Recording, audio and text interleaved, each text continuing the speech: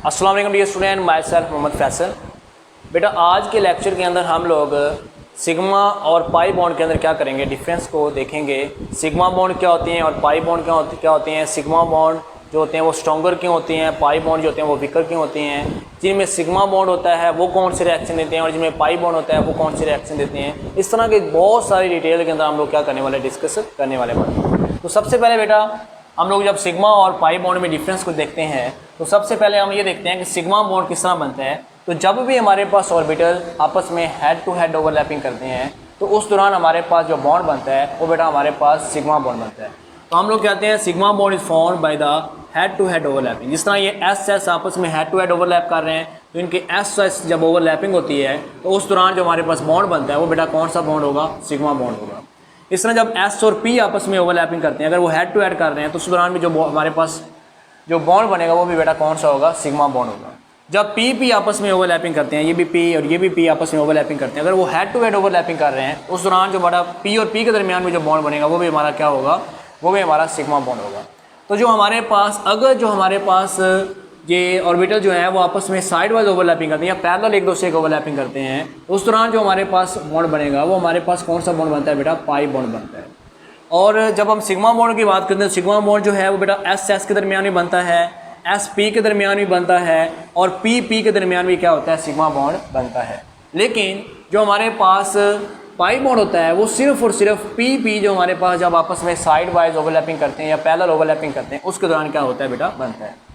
इसके अलावा बेटा जो हमारे पास सिग्मा बॉन्ड होते हैं इनमें जो एक्सटेंट ऑफ ओवरलैपिंग होती है वो मोर होती है इन सिग्मा बॉन्ड के अंदर। सो इन जो वो सिग्मा बॉन्ड जो होता है वो क्या होता है, हमारे पास स्ट्रॉन्गर होता है।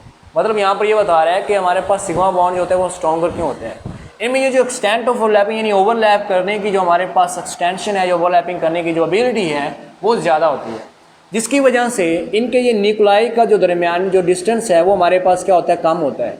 या दूसरी वर्डिंग में अब ये कह सकते हैं कि इनकी बॉन्ड लेंथ कम होती है, तो इसका मतलब ये मैक्सिमम स्टेबल होते हैं। तो यही बात कर रहे हैं the extent of overlapping more in sigma bond के अंदर जो एक्सटेंट ऑफ ओवरलैपिंग वो मोर होती है, जिसकी वजह से इनकी जो हमारे पास एनर्जी होती है या बॉन्ड होता है वो हमारे पास क्या होता है, स्ट्रॉन्गर होता है।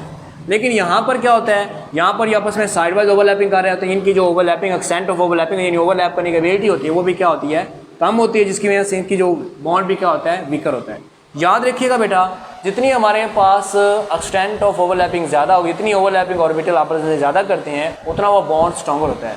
वजह ये होती है कि उतना वो एक दूसरे के न्यूक्लाई यानी एक दूसरे के करीब आते हैं उनकी बॉन्ड लेंथ कम होती है, वो मैक्सिमम एनर्जी रिलीज़ कर चुके हैं, वो मैक्सिमम स्टेबिलिटी की तरफ जा चुके होते हैं। इस वजह से हम कहते हैं कि सिग्मा बॉन्ड इज स्ट्रॉन्गर क्योंकि उनमें ओवरलैपिंग ज़्यादा हो रही है और पाई बॉन्ड क्या होते हैं, वीकर होते हैं। इसके अलावा बेटा जो हमारे पास सिग्मा बॉन्ड होते हैं वो सिर्फ और सिर्फ प्रेजेंट जो होते हैं वो हमारे पास अलाउंड प्रेजेंट हो सकते हैं, यानी कि कार्बन के दरमियान सिग्मा बॉन्ड जो है वो हमारे पास एग्जिस्ट कर सकता है, यानी कि एक बॉन्ड एग्जिस्ट कर सकता है। लेकिन अगर हम पाई बॉन्ड की बात करें तो कार्बन और कार्बन के दरमियान पाई बॉन्ड बनने के लिए सबसे पहले क्या होगा, आपस में वो सिग्मा बॉन्ड बनाएंगे, उसके बाद हमारे पास जितने भी बॉन्ड बनेंगे वो हमारे पास क्या होंगे, पाई बॉन्ड बनेंगे। तो सिग्मा बॉन्ड जो है वो एक जो हमारे पास एग्जिस्ट कर सकता है, लेकिन पाई बॉन्ड के लिए हमेशा मेरे पास एक सिग्मा बॉन्ड का होना क्या होगा, लाजमी होता है। जो सिग्मा बॉन्ड हमारे पास होते हैं उनके जो इलेक्ट्रॉन्स होते हैं वो हमारे पास जो उनके इलेक्ट्रॉन की डेंसिटी होती है वो सिर्फ और सिर्फ ओनली वन रीजन होता है बिटवीन द न्यूक्लियाई जो उनके एग्जिस्ट कर रहे होते हैं, यानी कि it has only one region of electron density between the nuclei. मतलब क्या है, अगर आप यहाँ पर देखें ये इसका न्यूक्लियाई था, ये इसका न्यूक्लियाई, और ये जो मैंने लाइन लगाई है ये क्या है, ये इनके दरमियान जो है इंटर न्यूक्लियाई जो लाइन है, यानी कि इनके न्यूक्लियाई के दरमियान से गुजरने वाली लाइन है। अब ये जो सिग्मा इलेक्ट्रॉन है वो इसके बिल्कुल ऊपर एग्जिस्ट कर रहे हैं, यानी कि इलेक्ट्रॉन यहाँ पर एग्जिस्ट कर रहे हैं, इनके दरमियान में एग्जिस्ट कर रहे हैं। लेकिन अगर यहाँ पर भी देखें, यहाँ पर भी इनके दरमियान में एग्जिस्ट कर रहे हैं, और यहाँ पर भी देखें, यहाँ पर इनके दरमियान में एग्जिस्ट कर रहे हैं। लेकिन यहाँ पर पाई बॉन्ड में ये होता है कि पाई बॉन्ड के अंदर जो हमारे पास टू इलेक्ट्रॉन रीजन होते हैं इलेक्ट्रॉन की डेंसिटी के, किसके अंदर, पाई बॉन्ड के अंदर। मिसाल के तौर पर ये हमारे पास इंटरन्यूक्लियाई जो लाइन है या डिस्टेंस को, ये मेरे पास न्यूक्लियस इसका था, ये इसका न्यूक्लियस था, ये इनको मिलाने वाली लाइन है और इसके अबव लाई कर रहे हैं या इसके बिलो लाई कर रहे हैं। इसका मतलब कि ये हमारे पास जो इलेक्ट्रॉन डेंसिटी है वो अबव लाई करती है और बिलो भी लाई करती है, यानी कि इसके टू रीजन होते हैं। इसके अलावा बेटा सिग्मा बॉन्ड जो होता है वो हमारे पास लेस रिएक्टिव होता है। लेस रिएक्टिव क्यों होता है, क्योंकि उनकी जो बॉन्ड होता है वो स्ट्रॉन्गर होता है। बॉन्ड स्ट्रॉन्गर होने की वजह से इनकी मैक्सिमम स्टेबिलिटी होती है, जिसकी वजह से ये लेस रिएक्टिव होते हैं। लेकिन जो हमारे पास पाई बॉन्ड होता है उसमें इलेक्ट्रॉन जो होते हैं वो हमारे पास अबव और बिलो एग्जिस्ट कर रहे होते हैं, वो न्यूक्लियस से उनका डिस्टेंस जो होता है वो काफ़ी ज़्यादा होता है, जिसकी वजह से न्यूक्लियस की अट्रैक्शन और इलेक्ट्रॉन के ऊपर कम होती है, जिसकी वजह से ये वाले जो पाई इलेक्ट्रॉन होते हैं वो ईजिली अवेलेबल होते हैं। ये इलेक्ट्रॉन ईजिली ये किसी इलेक्ट्रोफाइल के साथ ये हमारे पास वो आराम से क्या कर लेते हैं, रिएक्ट कर लेते हैं। सिग्मा बॉन्ड जो होते हैं वो हमारे पास plus high bond energy, sigma bond की जो हमारे पास एनर्जी होती है वो ज़्यादा होती है। क्यों? क्योंकि इनका बॉन्ड स्ट्रॉन्गर होता है। बॉन्ड एनर्जी होता है the amount of energy which is required to break the bond, या अमाउंट ऑफ एनर्जी जो हमारे पास रिलीज होती है ड्यूरिंग बॉन्ड फॉर्मेशन। तो ये इनको क्योंकि बहुत ज़्यादा ओवरलैपिंग करते हैं, एक दूसरे के बहुत ज़्यादा करीब आ जाते हैं, इसकी वजह से इनके इसमें से बहुत ज़्यादा एनर्जी रिलीज हो चुकी होती है और इनको तोड़ने के लिए भी हमें बहुत ज़्यादा एनर्जी चाहिए होती है। इसलिए हम कहते हैं कि सिग्मा बॉन्ड जो होते हैं उनकी बॉन्ड एनर्जी ज़्यादा होती है। पाई बॉन्ड जो होते हैं इनमें जो एक्सटेंट ऑफ ओवरलैपिंग भी बहुत कम होती है। एक्सटेंट ऑफ ओवरलैपिंग कम होने की वजह से इनमें जो हमारे पास बॉन्ड होता है वो वीक होता है, इसलिए हम कहते हैं वीक बॉन्ड होने की वजह से इनकी जो बॉन्ड एनर्जी होती है, यानी बॉन्ड ब्रेक होने के लिए जो हमारी एनर्जी चाहिए होती है वो भी क्या होती है, कम होती है।